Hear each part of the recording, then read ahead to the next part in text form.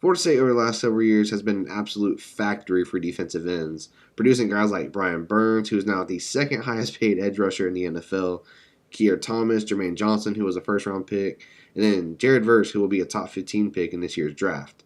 It's already one hell of a resume for the Noles, but with the way this team is reloading at defensive end, it's a trend I think we're only going to see continue. Patrick Payton was the ACC Rookie of the Year in 2022. Then we saw him take a step forward, put on some more weight, and be an excellent player on the other side of Jared Verse in 2023.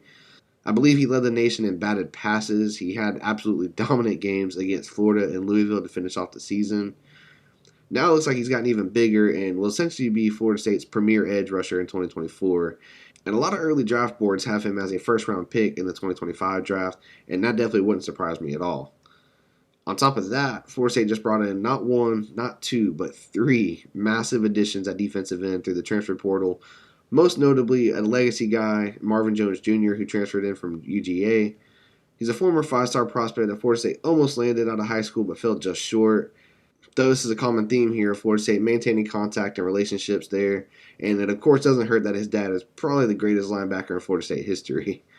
But he's had a couple seasons there in Athens now and was clearly progressing as time went on. He comes in at 6'4", 250 pounds, so a premium defensive end size. He'll still likely need a little bit more time to develop, and he may not be the next Jared Verse, but I think after some time in the program, he can be yet another elite edge rusher for Florida State. And the same goes for another edge transfer that Florida State brought in from West Virginia in Tamiwa Durajaye. Hopefully I'm saying that correctly, but a bit bigger at 6'4", 278 pounds. I think he'll be used more like a Dennis Briggs kind of guy with some ability to shift further inside at times. I know a lot of folks were saying that he's a depth piece, but I disagree. No, he wasn't a super highly touted prospect out of high school, but was very productive in his year at WVU. Again, development comes into play here, and with a frame like that, I'm not going to put any kind of ceiling on him, especially considering he's only a redshirt sophomore. So he'll have multiple years in Tallahassee, multiple years with Josh Storms, John Papuchas, and the rest of the staff. I think we could really see some special stuff out of him. Now on to the third defensive end transfer Florida State brought in this past cycle in Sione Lolohea, another sort of difficult name coming in from Oregon State, just like DJ Uyunglele. So pray for the guys that announce Florida State games next year, especially considering Chris Fowler can't even say Jordan Travis correctly. But he comes in as a one-year guy, so a lot of experience. He earned all Pac-12 honors 2 years in a row. Again, a very physical guy, very good at stopping the run. With his experience and already having a good relationship with the quarterback, I think he should be a real leader for the team, especially along the defensive line.